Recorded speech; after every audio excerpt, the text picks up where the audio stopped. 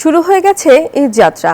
রাজধানী ট্রেন ও বাসে ঘরমুখো মানুষের বাড়তি চাপ, তবে ভোগান্তির চিত্র নেই। শুক্রবার সকালে কমলাপুর রেল স্টেশন পরিদর্শনে যান সড়ক পরিবহন ও রেলমন্ত্রী শেখ রবিউল আলম।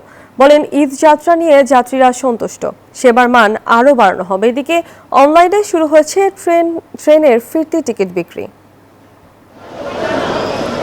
আর মাত্র হাতে গোনা কয়েকদিন, তারপরেই পবিত্র ঈদ উল ফিতর উৎসব।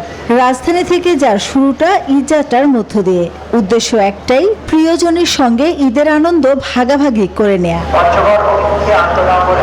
রাজধানীর কমলাপুর রেল স্টেশন থেকে শুক্রবার ভোর 6টায় রাজশাহীর উদ্দেশ্যে ছেড়ে যায় আন্তনগর ধূমকেতু এক্সপ্রেস। ওয়ালটন বিএলডিসি ফ্যান, খরচ বাঁচে 65% পর্যন্ত। ওয়ালটন বিএলডিসি ফ্যান ছড়ায় স্বস্তির সবুজ হাওয়া, যার মধ্য দিয়ে শুরু হয় এবারের ঈদ যাত্রা। বাকি ট্রেনগুলো ছেড়েছে সময় মতোই, নেই ভোগান্তি।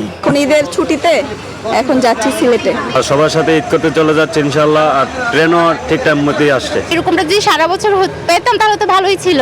ফ্যামিলিকে বাড়িতে পাঠানোর জন্য ট্রেনে অলরেডি আমরা অগ্রিমে যাচ্ছি। সকালে কমলাপুর রেল স্টেশনে আসেন রেলমন্ত্রী। বলেন, মানবিক কারণে ছাদে যাত্রী পরিবহন শূন্যের কোটায় আনা সম্ভব নয়। তেলের দাম বাড়বে না বলেও জানান তিনি। তেলের কোনো সমস্যা হবে না, তেলের দাম বাড়বে না। বিশেষ করে পাবলিক পরিবহন যেগুলি আছে, 15 তারিখ থেকে তারা প্রয়োজন মতো তেল অবাধে পাবে, যতটুকু প্রয়োজন। সড়কে ঈদ যাত্রা নিয়েও কথা বলেন মন্ত্রী। বলেন, টিকিটের দাম বাড়ার সুযোগ নেই, ভাড়া বাড়ছে না, আর দুর্ভোগ হওয়ার সম্ভাবনা আমি দেখছি না। তবে সড়কে যাত্রায় টিকিটের বাড়তি দাম নেয়ার অভিযোগ বরাবরের মতো রয়েছে এবারও।